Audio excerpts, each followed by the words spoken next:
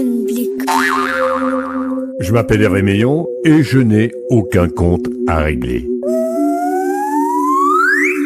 Chaque être que je reçois dans mes Augenblick, un mot flamand voulant dire un instant, peut y trouver sa place auprès des autres et dans sa propre vie. Chaque invité de ces podcasts a sa singularité. J'essaye de prendre en considération, sans parfois y adhérer, les propos et l'expérience de chacun. Dans mes podcasts, je suis en fait une oreille qui parle, une bouche qui écoute. Augenblick. Nous allons passer un instant avec Frédéric Zetoun. Nous sommes entourés des cigales. Frédéric Zetoun, l'homme avec le petit fauteuil roulant, l'homme qui chante, l'homme qui chronique à la télévision sur France 2. Ce fauteuil roulant, mon cher Frédéric, qui te colle au basket depuis le moment où tu aurais dû marcher, a fait de toi un handicapé. De l'insupportable, est-ce que tu en as fait une force finalement ? Très honnêtement, alors, je vais pas faire de la langue de bois à 2 balles. C'est pas le fauteuil qui m'handicape, c'est la ville, le manque d'urbanisme, le manque de prise en compte des personnes en situation de handicap. Moi, je parle jamais de personnes handicapées. Handicapé, ça, c'est pas que je l'aime pas, il existe ce mot. Pour moi, je ne suis pas du tout handicapé. J'ai une vie pleine et entière, et jusqu'alors, j'ai fait à peu près ce que j'avais envie de faire. Oui. Tu veux bien nous raconter la réaction de Dolly, ta maman, lorsqu'elle s'aperçoit que... Elle s'aperçoit de rien du tout. Là. C'est en me mettant au monde qu'on s'aperçoit qu'il y a un petit souci. En fait, les médecins la sommaient de pousser. Moi, ils attendaient que je pousse avec mes jambes. Ils auraient pu attendre longtemps, puisque j'avais une malformation congénitale qui faisait... ma colonne vertébrale n'était pas finie, n'était pas fermée, ce qui fait que je ne pouvais pas me servir de mes membres inférieurs. Et je suis né comme ça, voilà. Augenblick. Et ton enfance, finalement, elle se passe comment ? L'enfance, la petite enfance, très sympa. À l'école maternelle, je suis bien intégré. Mes parents se battent toujours pour me faire intégrer. On est quand même dans les années 60, dans la fin des années 60. En maternelle, ça se passe très bien. Ça commence à se gâter avec la communale. La communale et le collège et le lycée, où là il faudra à chaque fois qu'il signe des décharges, qu'il renonce à toute poursuite si jamais je me fais bousculer, que je ne descende pas en récréation parce que c'est bien connu, la récréation c'est dangereux. En fait, c'est au prix de moult sacrifices que je vais pouvoir juste apprendre à lire et à écrire, avoir un petit peu d'instruction. Augenblick. Nous sommes aujourd'hui entourés par les cigales qui nous accompagnent et qui me soufflent une question. On est bien. Il y a de la neige, il y a eu de la pluie toute la nuit, enfin c'est un enfer. Fred Zetoun, puisque tu es notre invité aujourd'hui, Fred Zetoun, tu es dans cet Augenblick. Est-ce que tu te souviens de cette date du 30 juillet 2007 ? Je deviens papa. En fait, je deviens papa quelques mois avant, quand nous recevons la photo de notre petit garçon, qui à l'époque a 3 mois, et lorsqu'il a 5 mois et quelques, il est dans nos bras et nous sommes parents. Voilà, c'est le ventre est celui d'un avion, et la salle d'attente de la maternité et la salle d'attente de l'aérogare de Roissy-Charles de Gaulle 2. C'est donc ainsi que Simon arrive dans votre vie. Et puis un jour, Simon, il te pose la question fatidique, pourquoi moi j'ai un papa qui ne marche pas? Un jour, à 5 ans, il me dit, écoute, je voudrais comprendre quelque chose. On vous a donc choisi. Et je lui dis, oui. Mais alors pourquoi moi on m'a choisi un papa qui marche pas? Mais c'est tellement évident. Enfin, il se dit, pourquoi vis-à-vis des copains, moi j'ai une voiture qui marche moins bien, quoi. Et donc, je lui explique que c'est la vie, que c'est comme ça, que c'est la vie qui nous a choisis l'un et l'autre, et que de toute façon, il n'a pas à s'en faire parce que ça ne m'empêcherait jamais de rien. Et surtout pas de l'aimer.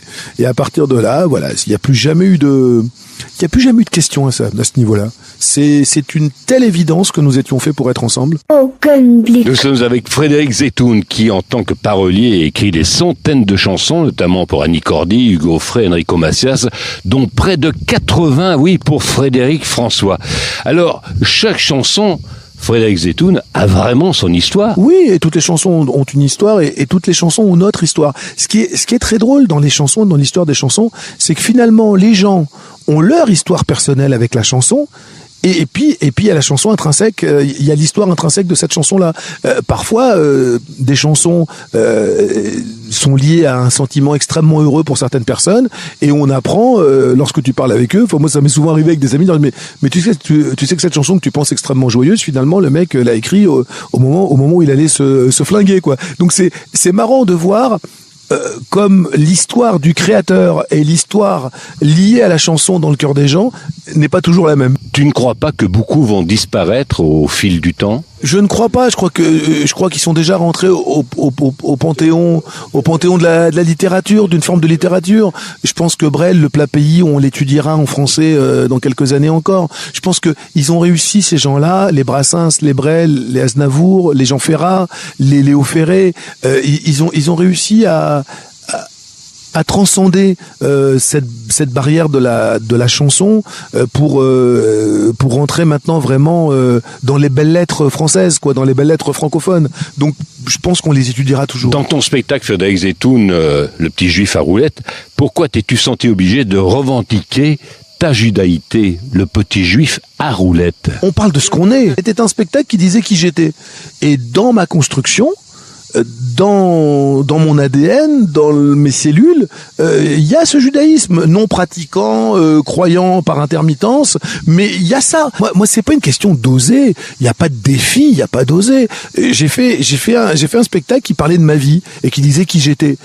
Dans qui je suis, j'étais biberonné au lait et aux boulettes du vendredi soir chez ma mère. Voilà, c'est tout. C'est raconter qui on est. Un Breton, il va te raconter sa vie, il va te raconter le drapeau breton et les fesses-noses. Et il y a plein de gens qui m'ont dit, mais alors si vous aviez été goy, vous l'auriez dit, mais c'est une espèce de con, c'est ni goy ni machin. C'est juste, je dis qui je suis. Voilà, c'est tout. Juste un instant avec vous, au Augenblick. Tu as écrit ton autobiographie dont le titre est Fauteuil d'artiste, édité chez l'Archipel. C'est un livre qui va finalement de l'ombre à la lumière et que l'on peut résumer de la naissance à la reconnaissance. Ah, c'est bien dit. C'est bien dit ça. Tiens, je peux te la piquer, celle-là pour la prochaine interview. Écoutez, voilà, donc c'est un livre qui va de la naissance à la reconnaissance. C'est bien, c'est bien vu. C'est bien résumé. Je fais un premier 45 tours en 83, voilà, qui a un succès d'estime. On me dit, écris pour les autres. Et franchement, pendant des années, j'écris pour les autres et je suis heureux d'écrire pour les autres, mais vraiment heureux. Et puis, Jacques Martin arrive dans ma vie et je commence à travailler pour lui. Donc, on me voit le dimanche à la télévision. Il n'est pas une semaine où je ne pense pas à lui, quoi. En fait, je le rencontre pour écrire un bouquin. Ça se passe très bien. Je dois rester 10 minutes dans son bureau. Ça dure 2 heures. Et en partant, il me dit, on va se revoir très vite. Je dis, oui, bien sûr. Je pense je pense que c'est une formule, quoi. Je dis, mais avec grand plaisir, bien sûr. Non, avec grand plaisir. Non, je vous le dis, on va se revoir très vite. Et il m'appelle 3 jours après, sans me dire pourquoi faire. Il me dit, est-ce que vous voulez venir bosser avec moi? Je dis, pourquoi? Je vous expliquerai ça. Vous me dites d'abord oui ou non. Voilà, vous avez envie de travailler avec moi? Oui ou non. Peu importe quoi. Je dis, oui. Augenblick. On s'aperçoit dans ton autobiographie que Dora, ta maman, t'a donné ce goût des mots et de la chanson aussi, parce que finalement, elle chantait tout le temps à la maison. Ouais, elle chantait tout le temps, elle écoutait la radio tout le temps. Et donc, tout petit, quand j'étais gosse, j'entendais à l'époque RTL.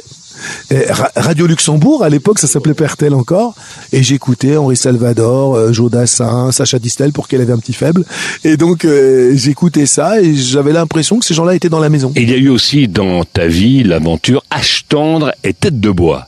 Tu travailles à l'époque avec William Lémergie sur France Télévisions et on te propose d'animer la tournée des chanteurs qui ont marqué une époque et qui ont disparu de la circulation.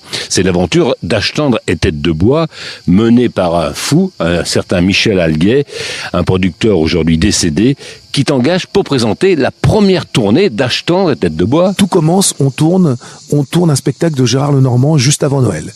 À l'époque, c'est pas encore la tournée, c'est pas encore la mode des tournées des églises. Et Michel Alguet a décidé, on est en 2005, et il a décidé, en 2006, il a décidé de produire Lenormand. Gérard, qui était un peu dans le creux de la vague, voilà, une carrière magnifique avec des pleins et des déliés, il était plutôt dans un petit creux. Et donc, il se lance dans une tournée des églises avec Michel Alguet. Et Michel Alguet, que je ne connais pas, me dit à la fin, voilà, il faut que je vous montre quelque chose. Il me sort une copie double de lycéen, tu vois, avec un jukebox dessiné, et dedans des noms. Et la plupart de ces noms, je pensais que les artistes étaient décédés, honnêtement. Il me dit, vous voyez, ça, je vais les mettre sur scène. Je vais les mettre sur scène, vous allez faire un karaoké. Non, les artistes seront là. Je fais une tournée des Zéniths, vous en êtes? Puis écoutez, moi, j'ai un producteur, il s'appelle William Lémergie. En tout cas, ça me paraît extrêmement touchant, votre truc. Je lui en parle. C'était le samedi soir à Angoulême, je me rappelle très bien.